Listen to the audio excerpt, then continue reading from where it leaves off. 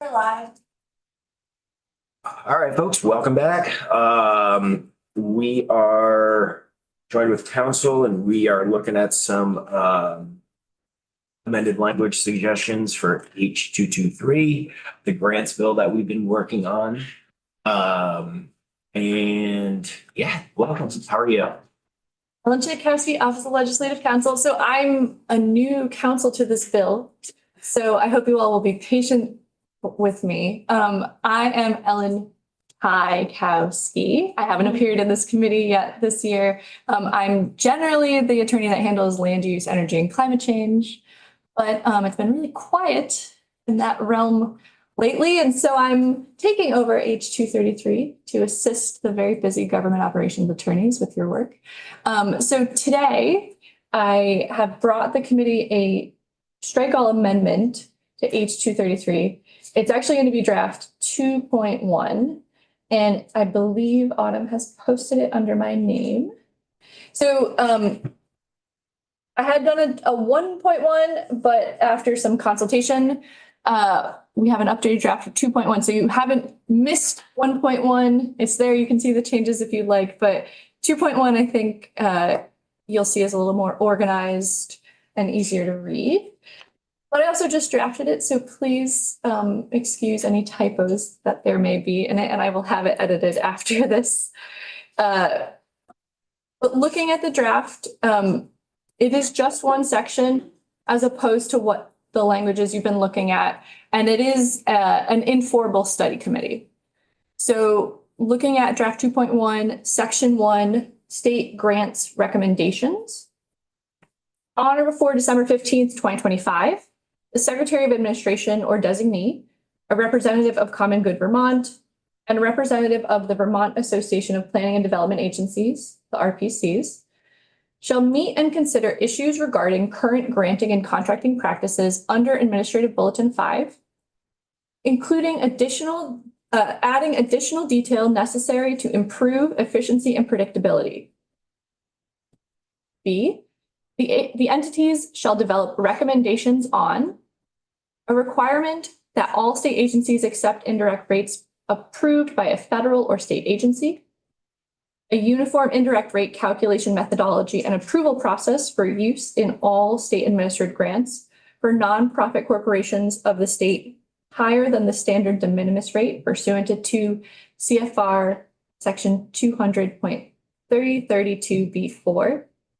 And that and is gonna go away.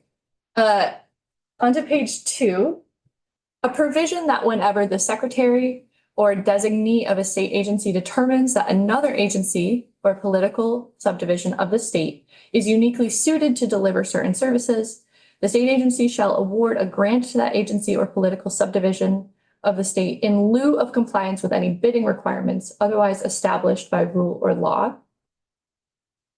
Rule or process changes needed for efficient and predictable granting and contracting, and any other issues that result from the discussions. On or before December 15, 2025, the entities shall submit findings and recommendations for statutory changes to Administrative Bulletin 5, or both, on issues identified in subsection B of this section to the House Committees on Government Operations and Military Affairs and on Appropriations, and the Senate Committees on Government Operations and on Appropriations. And this bill shall take effect on passage. So it's condensed what was previously in H233, but turns it into an informal working group with the 3 entities. It's a little bit of an unusual structure. It's not a formal working group with any legislators or any per diems, but it's asking the 3 parties that you've been hearing from to meet and look at these issues. The recommendations that are in here came from the RPCs as well as Representative Nugent. So I'm not sure if you want to tweak any of the language that's currently in there, but this is sort of the opening proposal. Representative Hango. I don't know if you know the answer to this, but is it typical to have the legislature direct these entities to informally get together to discuss things like this? I mean, it seems like a little overkill to have this in statute to me. I think it's becoming more and more common. It used to be more common to have formal study committees and working groups, which can be labor and staff intensive. And that is an option you have, but it does have resource requirements for per diems and staff time. But you have the ability to sort of make choices here on how you want to do this, and you can require these entities to meet. So if you feel like you don't have to include this provision, but I think this is a proposal based on the testimony you've been getting. So speaking of staffing and other requirements that a formal working group would have, these have this particular type of group has no staffing requirement or per diems or anything like that. And no set number of meetings or anything, so, yep. Essentially just like putting in a request for like a report findings, and recommendations from the primary stakeholders. One designee from AOA and the concerns around staff stress and budgetary issues going into the off session kind of guided this decision-making process. I have one other question unrelated, if that's okay. The requirement on line 15, page 1, the requirement that all state agencies accept indirect rates approved by a federal or state agency. Is there a time frame with which they would need to accept those indirect rates? Or should there be? Maybe I'll ask the bill sponsor that. Because, yeah, you can require it, but when would they actually, because if I recall, it took a while to get Bulletin 5 updated, right? And that was one of the problems with the original bill last biennium. It was requiring that certain criteria be met. And we were told we're working on updating Bulletin 5, but there was no time frame for that. Might be a question for you also, but I think that because of where this is in the language, it would be part of what they're discussing, like how to make that possible. Okay. I'm understanding that correctly. Yeah. Yeah, I don't actually know a lot about the federal agency approval process, so I'm not sure if you maybe would want to include something like indirect rate approved by a federal agency within the last 6 months or a year. I don't know if there's a standard time frame for if they approve it for like a year at a time. You could potentially add more detail there if you'd like, or see what comes out of their recommendations. Or you could add something like in a timely manner to the end of that clause on line 16. I don't know if there's a definition for a timely manner. Is sort of, that sounds like citizen. Yeah. But since this is all suggestive Yeah. language, Yeah. it wouldn't be like a real hard and fast requirement. But the legislature is requiring you in a timely manner to look at this, or we are hoping that you will do that. So just a suggestion.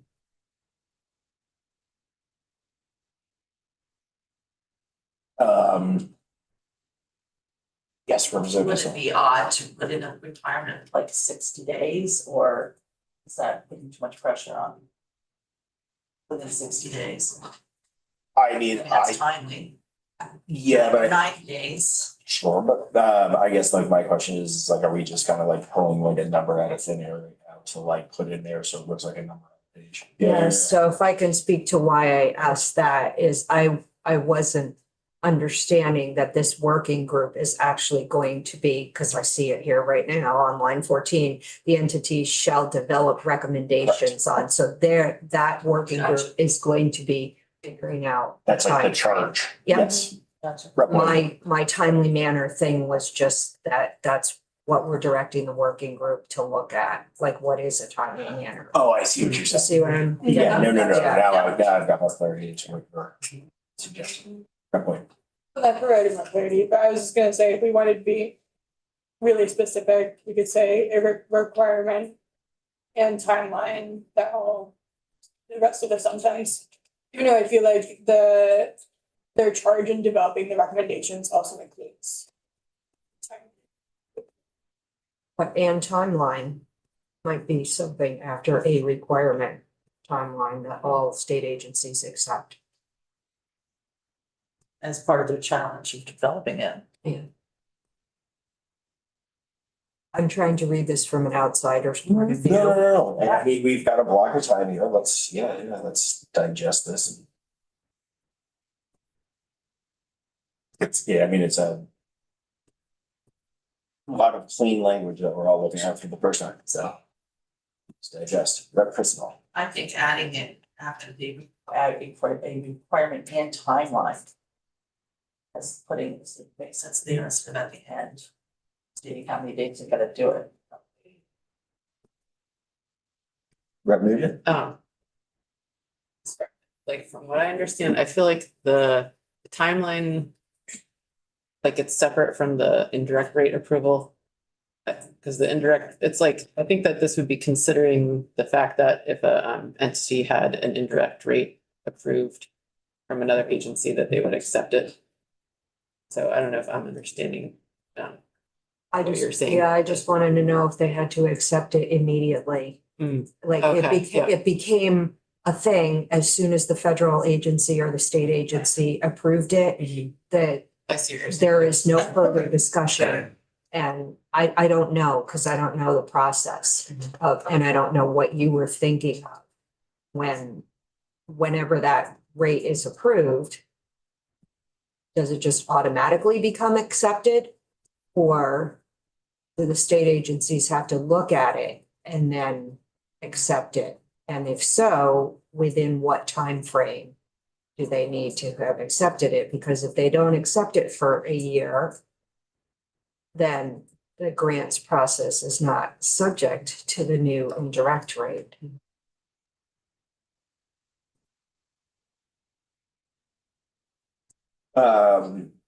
We have a representative from the RPCs here who helped us with this language. If you would care to join us or speak from the gallery, just identify yourself. Certainly. My name is Peter Gregory, Executive Director of the Two Rivers IPT Regional Commission.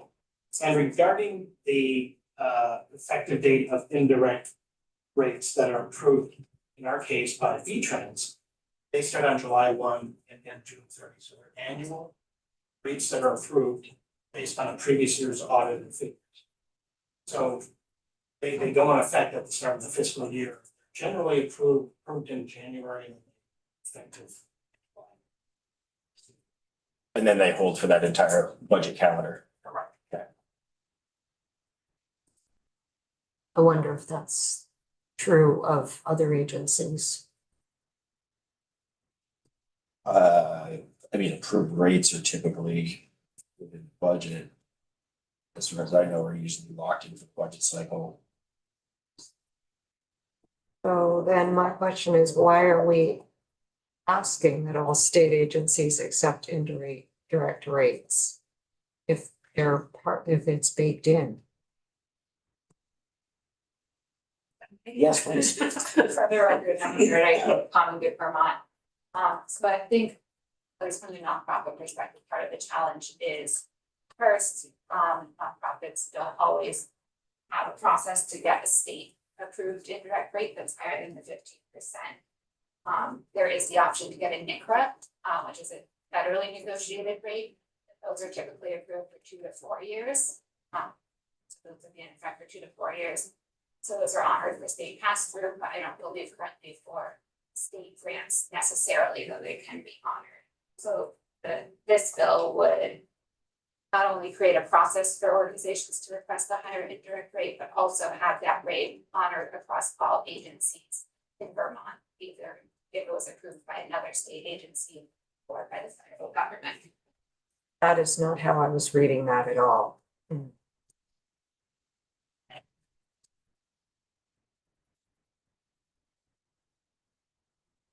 But did that off the line for? I think it doesn't speak to nonprofits to me. It only speaks to state agencies. So.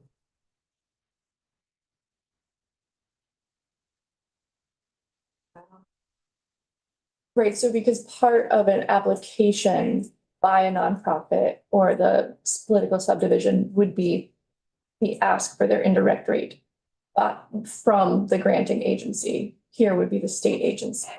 And so because these nonprofits are often compiling grants from different agencies, this is asking that if a nonprofit or subdivision has gotten an indirect rate from someone else, that it can be part of that application.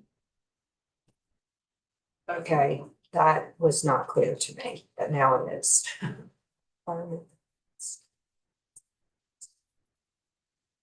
It's like all state agencies must simultaneously offer the same indirect rates. Yep, if someone's already approved one, can there be a process by which all the others then accept it?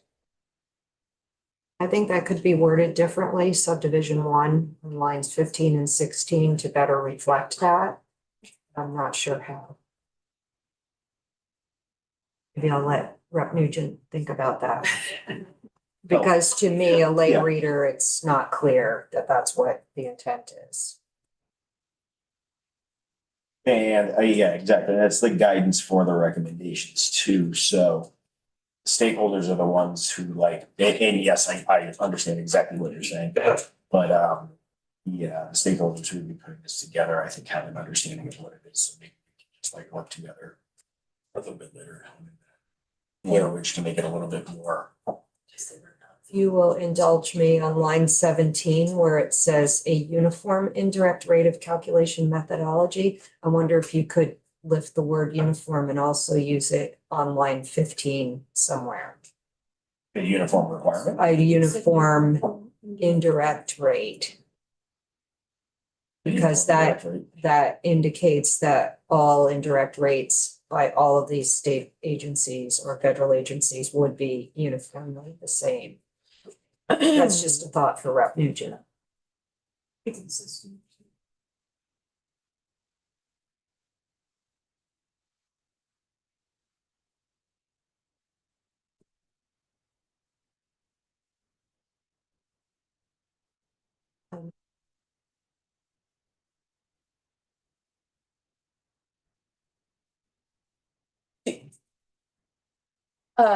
Is that, you do want to add it there, or are we still in the talking phase? I haven't done No, that. I haven't been marked like watching you digest for a minute, like with that one. Okay, thank So, you. I mean, I'm fine adding that word just for clarification if it works for people. And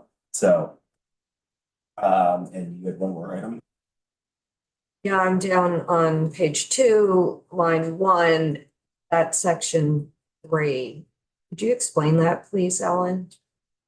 Sure, so just based on the testimony, it sounds like there are different ways that grants are awarded, and sometimes there is a competitive bidding process for the grant, and sometimes it's clear who the grant should go to.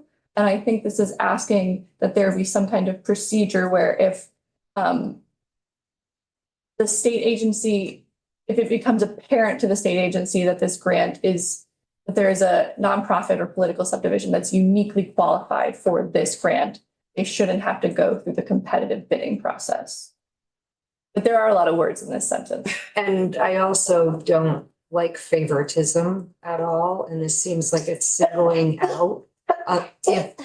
Bless you, Thank if there you. were only one application, then it would be clearly and uniquely the duty of that state agency to grant that application money. But I don't like taking away competitive grant writing. This or a competitive bidding process, I guess. That's more what I meant, grant writing. So are there examples of where this would happen? So I'm looking to the gallery. Yes. Again, Peter Gregory, Two Rivers Regional Commission. This section only applies to political subdivisions of the state, i.e. planning commissions, communities. They need to be treated under Bulletin 5 rather than Bulletin 3.5. 3.5 deals with vendors and contractors, like if you're buying metal pipe or something like that, rather than services that are covered under Bulletin 5. So there have been situations that the regional planning commissions have had to bid on work even though we are considered grantees under bulletin 5. In fact, we should not have. Okay, thank you. So line 4 says to the agency or political subdivision. So would we just want to remove the words that agency or agency or, and just say that political subdivision? Because Mr. Gregory's explanation is specific to RPCs, which is a political subdivision. Correct. But is there any other example of where an agency would also be awarded the contract because it is unique? I think that's a question for the agencies themselves. And I have Secretary Clark stopping by at 3:30 Okay. to review language. Okay, Yes. great. If you would So- ask her that, that would be. No, certainly. And that was she's coming here to chit chat. Are you about meeting this. with her also?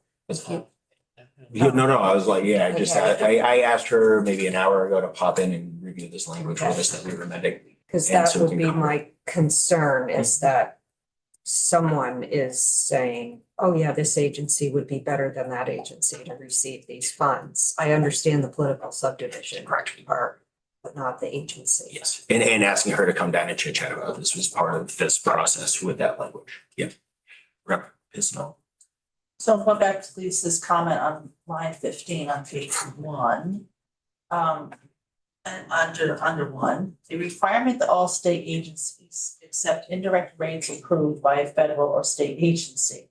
To me, that somewhere we have to put nonprofit in there. Like, it's like state agency and state agency. So would it be a requirement that all state nonprofit agencies accept indirect rates approved by a federal or other state agency? I think it would be further in the sentence. So a requirement that all state agencies accept indirect rates for a nonprofit approved by a federal or state agency. Okay, that makes sense there. Clarifies that we were gonna put uniform in there somewhere, maybe. Yes. Uniform requirement. Uniform indirect. Uniform indirect rates, yes, and then you have the, And then back to where she was talking on number 3. On line 5. Any bidding requirements otherwise established by, it says rule or law, but could it say established by bulletin 5? Since that's what we're talking about, that it falls under the guidelines of bulletin 5. Probably a question for. Just to make it a little more clear, since my rule is, does it have, the provision is following under the guidelines of bulletin 5. I'm just thinking that maybe bulletin 5 has to be added in there, that that's where the rules are. I mean, does that language imply it or does it need to be specified, I guess is my question.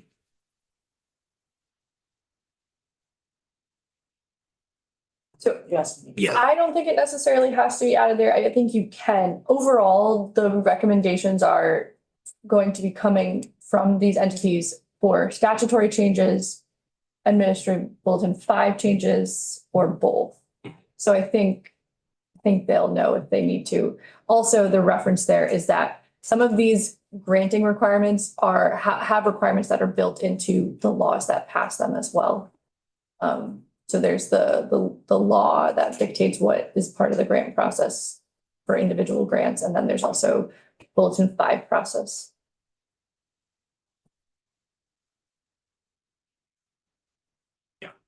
and I mean, with these like very specific stakeholders, like they know the system inside and out, so they know intuitively and through experience what they're really trying to suss out here for recommendations for us once they complete their work.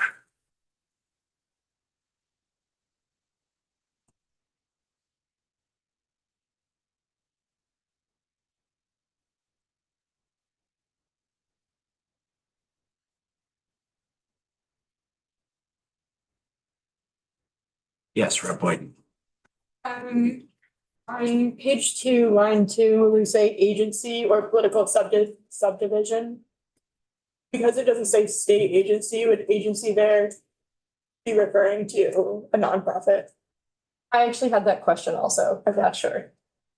Because I wonder if we could be more clear there, that way it's not confusing between a state agency Mhm. and a Subdivisions. Well, Okay. if you pick the sentence apart, yeah, then it would say determines that another agency of the state, meaning a state agency. If you took out, so that's like the test in our language is if you take out the clause beginning with or. So that to me says it's a state agency that we're referring to in line 2 when it says another agency. Of the state. Because Just it would take be out another or political agency subdivision. of the state.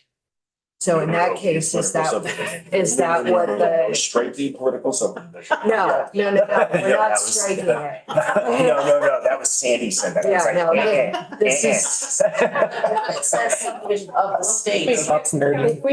Can we ask the gallery? to- Yes, yes. Because, so there are a lot of words in this sentence. I concede that point. It was recommended by the RPCs though, so the word agency is used multiple times, so I want to be clear which one we're talking about. And so line 2, provision of whatever secretary or designee of a state agency determines that another agency, is that a state agency or does that mean something else? A state agency. Okay, so in this, a state agency or a political subdivision could be bidding on something? No, this, I don't. You're at number 1, right? No, we're on number 3. Oh, Sorry. Okay, so that's, okay, so let's make sure. We're all on page 2. No, Page 2, yeah. First sentence. first line. There we go. I mean, if I may continue, that's Yes, please. carrying water for other agencies that adds some challenges and interdepartmental transfers among themselves. I'm fine if that issue is not one that you want to deal with, but that was the genesis of that. Understood.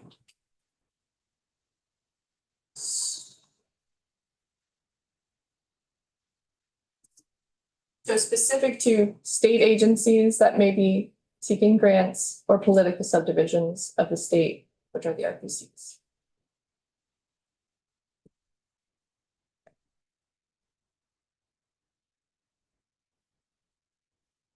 Please. I still think we need to add another state agency. Okay, then Boyden, then I go. in each 233 as introduced. One phrase that was used throughout the bill was, excuse me, the granting agency. I wonder if that would help. In which slot, like in this sentence? Actually, maybe I don't think Because it's so. about receiving, not Yeah. granting. Yes. That's the inflow to the outflow. Well, you could put it on line 1 so that it was whenever the secretary or designee of a granting state agency determines that another state agency or subdivision, political subdivision is uniquely suited. Okay. Rep Pago, Yeah. hold that thought. Me hold that? No, thought? Okay. council. You Yeah. could use Ellen's suggestion, or I just want to explain this a different way to Rep. Pincinot.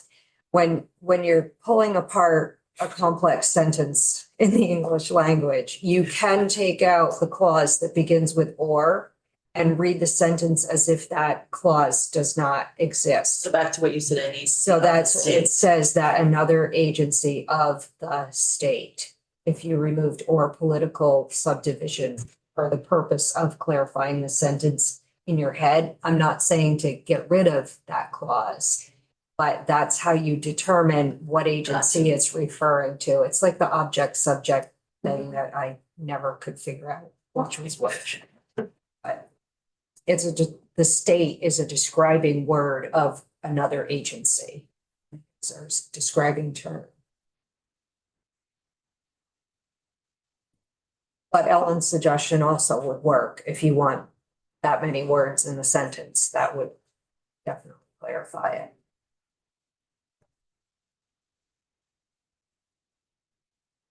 Anything else for this piece right now? So let's go ahead and make that addition, that edit, just to see how it reads. And then we're still gonna have some conversations this afternoon around this language. So I just wanted to get this conversation to happen.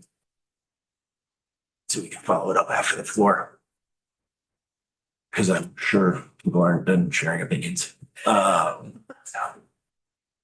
So we are meeting after the floor now. Yeah, well, it's like committee work for like the various bills and things that we have. Okay, not Yeah. live streamed. Correct. Yeah. It's basically like, yeah. Independent work time on the independent pieces that members are navigating. So, I just want to ask that someone from this agency of administration testify on this new version of the bill, the working group. oh, no, sure. I mean, that's why I'm having the conversation, or we're having the conversation with Secretary Clark, so we can get an understanding of it if she wants any changes. But before we do anything with it formally, maybe certainly sit and share and Okay. discuss. Yes. I definitely had that in the order of operations. Yep. So, anything further to add for edits or suggestions, questions right now before we allow council to make those couple of changes first? No, No. All right, we'll go ahead and do that. And I think that actually kind of winds things down for our morning. That was dense. Good time. Good times, Where are team. you going? Yes, Village yes. of Swanton, H364. Oh, please, yes, yes, yes. Representative Ango, got an update. I was in. Annexing. I was Thank you, in council. Ways and Means this morning to hear their discussion on H364, the annexation of property to the village of Swanton. And they had a really interesting discussion. I won't go into the whole thing, but there were a lot of neat questions asked. They determined that there were no tax implications on the state.